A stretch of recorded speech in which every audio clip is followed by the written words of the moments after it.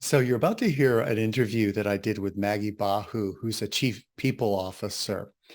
And she's going to talk about what a chief people officer does, as well as her career journey in the human resources field. And my original intent was to have Maggie explain the field of HR. So for people who are interested in exploring that as a career option. But what came out of the interview was something I didn't know about Maggie, which was she did a pretty significant career change early on in her career. And so we also dive in some of her recommendations for doing a career change. And also, as a seasoned HR professional, some of her recommendations for people involved in career changes and just people who want to get hired. So, how to upgrade your job search. So, I think you'll find it really information packed and useful. So, here's Maggie Bahou. All right. So looking forward to hearing your story. So thanks so much for being willing to do this. Of course, glad to. Yeah. So how about if we start off with if you could describe what your current role is and what you do, and then we'll talk about your career journey. Absolutely. So my current role is that I am serving as the Chief People Officer for a healthcare company called Pop Healthcare, and we are in the business of home visits. So we do advanced primary care in the home. My role is really anything having to do with our people, our colleagues, as we call our employees. So it's the sort of traditional HR items, with investigations and HR business partnering and colleague relations, as well as learning and development, actually, as part of my team in our organization, including clinical education. And we also have on my team, I manage talent acquisition and talent development, as well as something that we call credentialing, which is in healthcare, we ensure that our medical professionals, our clinicians are properly licensed and enrolled in the proper plans and health plans so that they can work on the correct panels. And then I also have, comp and ben as other traditional areas that are under my purview in my role now. Awesome. And what part of your work do you like the best? Oh gosh. I really enjoy so much of what I do. I truly enjoy the business partnering. So, the HR business partnering. For me, that's more of serving as an advisor to my peers in the C-suite on whatever basis that might be, right? It may be about the business. It may be about culture. We're trying to shift or change culture in some way. And so we need to dialogue about what that might look like. So I truly enjoy serving in that advisory role with my peers at that level as we are directing, the ship of the organization. And it's pretty exciting to know that and to be having conversations about what are the things that we can do and say that will impact our entire enterprise. Fantastic. Can you give some examples? So let's say somebody's thinking about a career in HR and they want to work at more of the strategic level that you work at. So as a business partner, like what would be, oh, I don't know, 2 to 4 um, scenarios or issues that you'd be called in on to be an advisor? A couple of issues would be I would say probably the two big ones that we talk about a lot in HR: retention and engagement. And one example for on the engagement front is we were actually just talking about engagement last week, and it seems like a new term may be emerging that inspiration is the new engagement. So we'll see if that actually turns out to be the case. But engagement is one of those really, as well as retention, really complex in an organization, and it's not just owned by HR or by the people leader. It's owned throughout the organization, and it should be led by the HR professional. So if someone wants to be in human resources, and want to operate at a higher level, then understanding what goes into what drives engagement. How do you move an organization from missing engagement to a high level of engagement? And how do you get there? Because those things are not fast. They're quite slow. And as I said, it's complex, it's integrated. And there's also, anytime you're working with people and human beings, there's a little bit of influencing. You can't just turn them on and say, go do this, right? They have to understand, well, for what reason am I doing this? And for what reason do I need to change my behavior? So engagement is one chief area. And then for retention, I'll address that a little bit in that similarly, retention has to do with all the goings on inside of an organization. It's not just what compensation does it take to get people to stay in an org? Yeah, of course it's comp, but it's also, do they have a sense of belonging? Do they see career advancement? Do they, some say, do you have a best friend at work? Whatever it is for that person that ties them to their workplace. And those of us in the business also call that organizational commitment. How do you keep that person connected to your organization in a way that's meaningful to them? So again, because of the complex nature of that conversation, it's not a one and done. You don't just pull one lever and, oh, retention done. Right. We wish it were. It's just not that easy. So understanding those complexities and being able to come to a conversation around how we might influence that would be a really important factor. Yeah, I love it when you talked about the one and done. It reminds me of before engagement was a thing, people talked about morale, and I would get requests for like, morale is a real problem in an organization. Can you do a half-day program? It's like, I can, but that's not going to solve your problem. Right. Right. That's just opening the window. Exactly. Yeah. All right. So we've got kind of a big picture with also some details of what your current role is. Can you kind of walk us through your career journey? Yeah, like what made you go into HR and then how you advanced along the way. Yeah, of course. So I literally fell into HR by accident. And thankfully it's been wonderful. So I started my career. So post college, I went into IT. I was a programmer, a developer. Yep. Did that straight out of college. That's what my education was in. And so I did that for a while for a large consulting firm.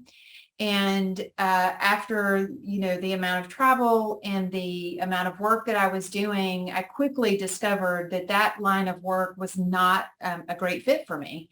And it wasn't filling my bucket, if you will. And so I made some decisions, made some calls, started using my network, and found a temporary role filling in for someone who was going out on maternity leave in the HR department for a healthcare company. And she basically handled their training and development, and they just needed someone to really keep the wheels on while she was out on leave. And I was like, great, no problem. I'm sure I can handle it, right? Give me a little bit of training. I'll figure it out. And I reported to the director of HR at the time and got in the role. And then it turns out the employee that I was filling in for decided not to come back from leave. And when she made that decision, then the director of HR came to me and said, hey, we want you to stay. And here's what that might look like. And so I was taught on the job about what HR is by the director. And then I also had a dotted line to an assistant VP of labor relations, also at this company. And we basically built everything that this company needed related to HR. We had an in-house recording studio, so I was able to record training videos on sexual harassment and discrimination and all of those things. And was able to work on recruiting and employee development, and just really understood from that role what HR actually meant to an organization. And I've been in HR ever since. And that's been 25 years ago. So I've gone from in and out of healthcare. So I'm back in healthcare now. My last two positions have been in healthcare, and I truly see that as where I need to be spending my time and effort. I've also had a wonderful opportunity to own and run a couple of businesses that were not healthcare related, but more product development and product sales online. And also had an opportunity to work for 2 state governments, which is where I had the pleasure of working with you in New Hampshire. And then also had an opportunity later to work in Tennessee for state government. In HR, my role was human resources.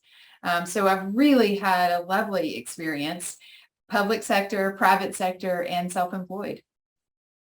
That is wild. I want to hear more about the product sales businesses. That sounds super cool. Before we get to that, can you talk about what practices and qualities helped you be successful in doing that pivot and really like learning on the job, growing incredibly on the job? Yeah, can you talk about that? Sure. In my experience, it took the ability to be nimble, to be flexible, and to have a level of confidence in my own abilities. And there's also a bit of vulnerability that goes in with that, because, I would sit in conversations with HR practitioners, my leader, and he would say things. I was like, I don't have any idea what a market comp analysis looks like, but I'll learn.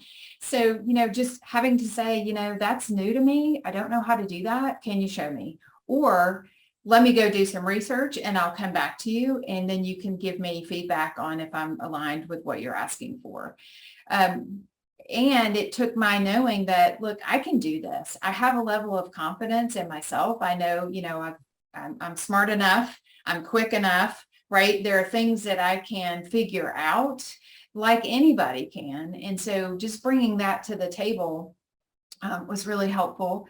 And, once these leaders were able to see the quality of my work, skills and other sort of tasks and things can be taught.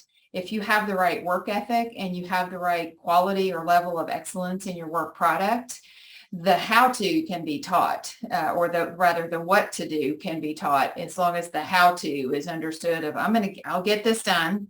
I'll get it done by the deadline, and I'll do it with excellence. I love it. And I love the sort of can-do attitude. So when your friend went out on maternity leave, it's like, yeah, I can fill in and I can figure it out. Right. Yes, I was really fortunate. It's like, I don't know how to do what you do, but you show it to me and then I'll do it, and I'll do it well.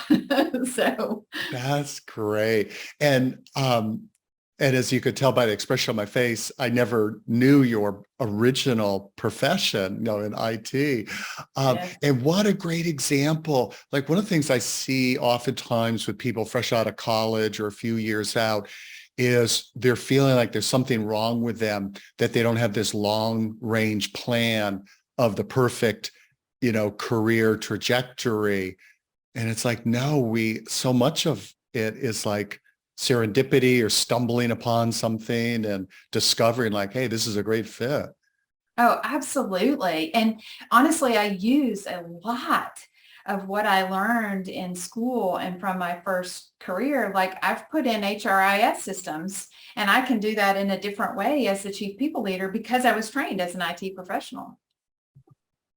That's a great point. Mhm. That it's not like you're starting over. It's like you've got this whole other body of knowledge that can add value. And then for people who are job searching, differentiate you from others. Oh, absolutely. And I'll say for those that are job searching, it's really incumbent on you to point out where you can make those connections in a job posting, for example, or a job advertisement. You need to point that out to the hiring manager. They might not see it, but if you're lucky enough to get an interview, point it out. And if not, do it in the cover letter. Right. Let me explain to you how I think that I can make the connections in what you're looking for, even though my experience or my title isn't exactly what you're looking for. I still have connection points, and I still have the competencies, for example, that I do now carry over nicely to this position in this way. Yeah. Can you talk more about that? So a couple of things come to mind. So one is what you just described is like a great example of what I try to emphasize with clients is connect the dots for the interviewer. It's like, it's not up to them to connect what they're looking for with your background, especially if it's a kind of a non-traditional one. Can you say other thoughts about for career, let's say for career changers, about how to show like I can do this even though I don't have this exact, experience? Right. So hiring managers are looking for the easy button. They want to win. So they want whoever they're hiring to be the right fit. So make it easy for them.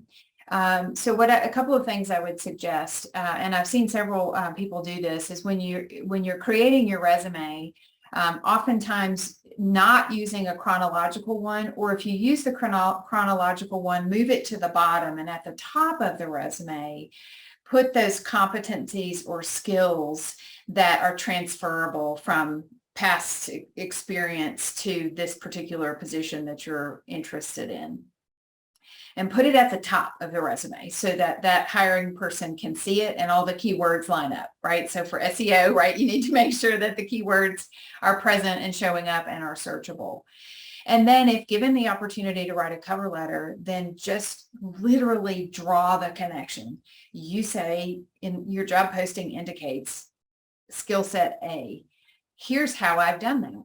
And then the best is show some evidence of that. So a work product, a PowerPoint slide deck, an Excel spreadsheet, something that you've built that speaks to that particular duty that or competency that they're looking for. Of course, redacted if it's got other information on it, right? You don't want to share anything from a previous employer.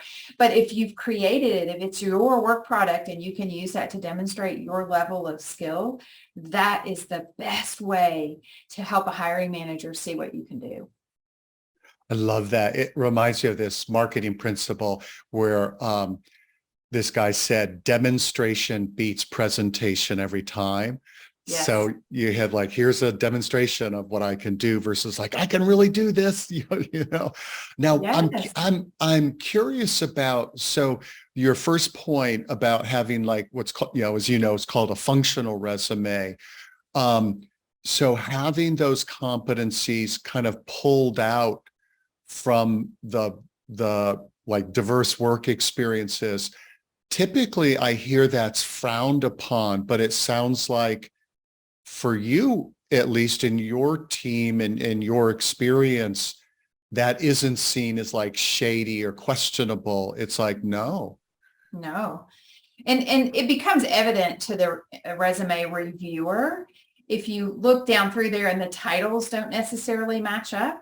But an experienced recruiter or sourcer is going to know that. And they say, okay, well, the job titles don't line up, but let me see what their experience has actually yielded. And so then they can look at the functional, right? The competencies, the skills, and the other things that they've done.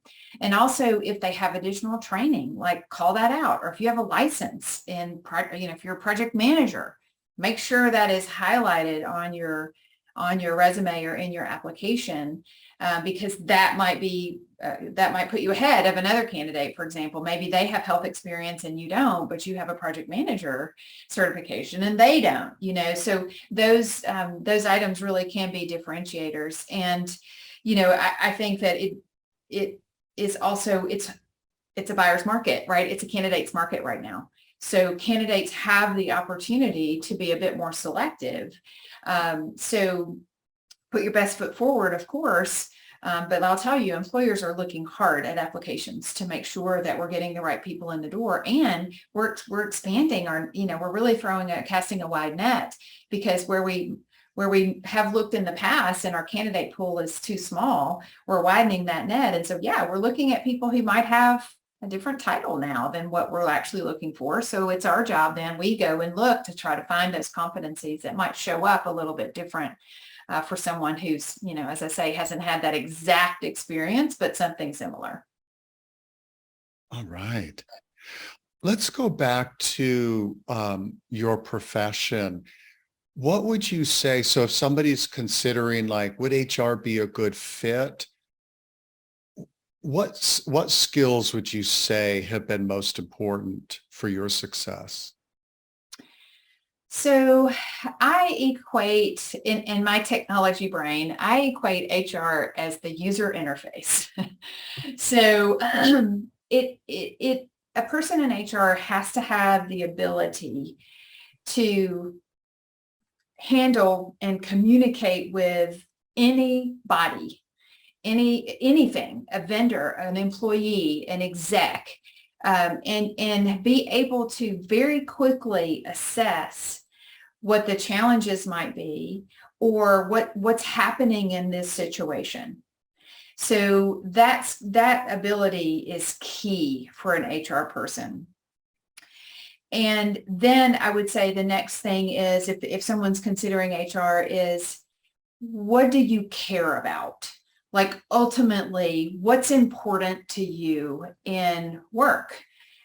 For many HR professionals, this is not a requirement, but for many of us, we have a sense of justice, or this sense of advocacy. Not like crazy out there, but enough that we believe that that I have the ability to influence in a way that creates fairness or justice in the workplace. Not that the workplace is unjust. I don't mean to imply that. However, there are times where that level of advocacy is really important. And to be very clear, I'm an advocate for my organization. At the same time, I advocate for our colleagues. And so pairing those two things together and being able to marry those is a key ability in a successful HR practitioner. Yeah. Do you want to say, so this is sort of a two-part question. So one is, can you talk about how you navigate, how you have navigated that sort of fine line or balancing act between advocating for the organization, advocating for colleagues, and then sort of related to that, in the HR field, the age-old, I want a seat at the table, issue, and how, like, remembering you when we worked together, you were fairly early in your career, I think, and you already had the respect of senior leadership at early on in your career. What do you think is the difference between HR people who do have that respect and credibility and those that sort of get pushed aside as just, do administrative stuff, but not real partners? Mm-hmm. Stop being an order taker. I mean, truly. HR gets in the habit, or has gotten in the habit of, just tell me what you need to do and I'll make it happen. And HR people are get it done people generally. However, the business needs more than that. Business leaders need your advice. They need your ability to say, look, if you make this decision, these are the things that will probably occur with our employee population. let's consider these. And not only that, so HR persons also get in the habit of sort of being, no, we can't do that. No, we can't do that. And here's why. Instead, let's move away from, no, we can't do that, to here are the things that might occur. And let me make a recommendation. This is the recommendation of how we might move forward. And I'll tell you, our other leaders, our execs, our chief operating officers, and others are looking for help with that. They know how to run a business, but they need our help in understanding our workforce. And that is what they seek from an HR contributor who really gets the pulse of what's going on with the people in the company or the organization. And so it's really to stop asking for a seat at the table and just earn it. Just earn it. Be it act like that, be confident, know that you can provide insight and that you can contribute as much as others, and then go do it. I love it. I love it. And boy, that's great advice for anybody, to show that kind of initiative and thinking like a business owner, that Right. you're like you're like the leadership in the organization, they're your client, and you want to provide the most value possible to them. Absolutely. Yeah. I mean, that's what I'm paid for, right? Yeah. And I'm not only asked to do that, I'm expected to do that. My company needs me to be that voice. And so I'm falling down on my role, on my job, if I'm not contributing those things. Yeah. Mm-hmm. Now, what And about, also, one more thing I'll just add, David, I think is really important. I'd like to see more chief people officers become CEOs. And it doesn't happen with as much frequency as I think it could. So more to come on that. I don't know that those are my aspirations at the moment, but listen, I mean, why not, right? I mean, why shouldn't the chief people officers or CHROs become the CEOs? I love it. And actually, speaking of that, so what have been the businesses that you've owned? Like what if you mentioned product sales? Oh yeah. So several years ago, I co-founded a company with 5 other business partners, and we created a seasonal craft box for kids. And it was basically our mantra was nothing could have batteries. So everything had to run on its own without electronics. We produced this quarterly or seasonal product that was ordered online. So parents could, or caregivers, whatnot, could order this really cool craft box that would arrive every quarter for their child or children to have something, maybe for a long road trip or something like that. So we had a lot of fun doing it. We were in business for a few years, broke even, and said, okay, we've done that. Now we're going to move on and do other things. That's cool. And I imagine that gave you added, knowledge, insight into the financial side of running a business that helps you in your main gig. Absolutely. Absolutely. Yep. And we even looked at trademarking some of our work. We ended up not doing that for a couple of different reasons, but yes, absolutely. We had a more general business view, or I certainly learned more about a general business view than just the HR perspective. Neat. And what would you say as you think about your career? I'm sure you do a lot of mentoring. What advice do you give, especially younger people, around networking, growing, growing their connections, developing the value they could provide potential employers? Networking is a good thing. Using your network to find roles is a good thing. I've had some people tell me, oh, I feel guilty reaching out to people and asking for their help. No, that's why you have a network. You reach out and you say, hey, I see a job opportunity over here. Do you think that might be a good fit for me? And if so, can you help me get my foot in the door? I mean, that's exactly what networking is all about. So yes, use your network. And as far as, that relationship or the relationships that you develop, those are give and take.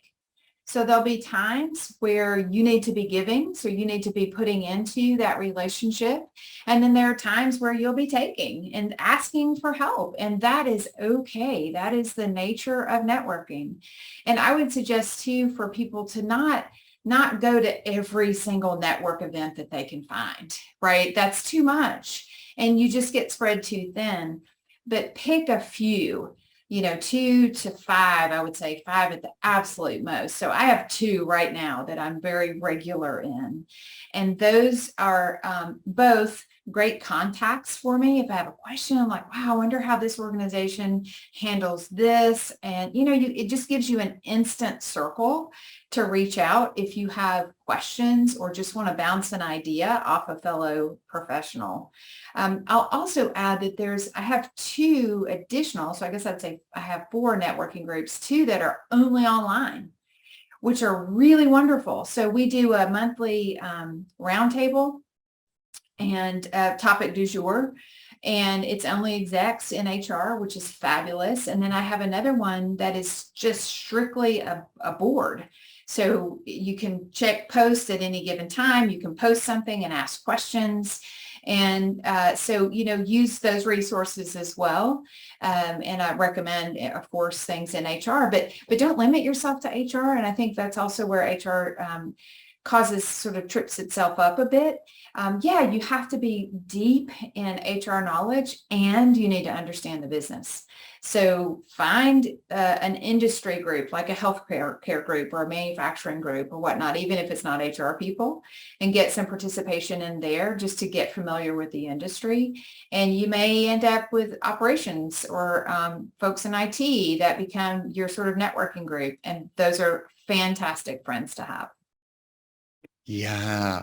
And the checking out different like groups outside of your particular domain, it kind of makes me think also of the value of, let's say for you, your IT background or anybody changing careers is, so many of the best ideas come from outside one's discipline or one's industry. So not being so tunnel vision with just networking with people in your industry. Absolutely. Yes. And in fact, when I hire HR people, I really like HR people who've had other experiences, who maybe haven't been in HR their whole lives, or if they have been in HR, they've worked in different industries. Great.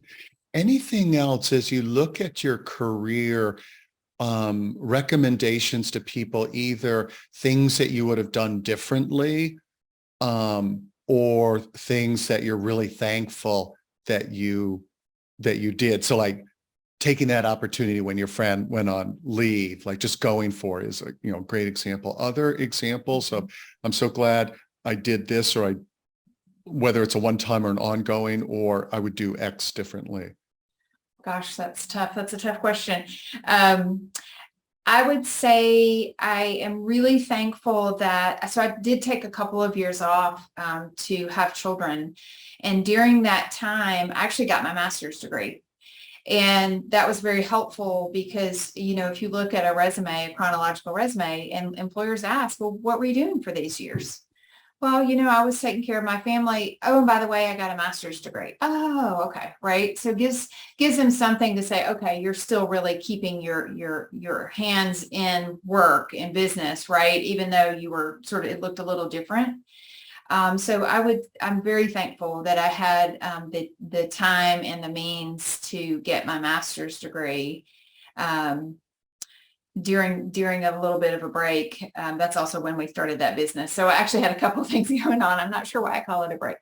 Anyway, so I would say that's great. And really all of my career changes, I mean, I'm so thankful they've all worked out. I've enjoyed and learned from every experience. And I'm also like, I make the best out of wherever I'm placed, so I can't think of any maybe steps where I wish I had done it differently. I might say I wish I had made some changes sooner rather than waiting a little bit. So, but I wouldn't change maybe the way I handled it, maybe just doing things a little sooner and not waiting so long. And what would you say kept you from moving on it sooner? Was it just fear of the unknown or just inertia or think it might Um, get better?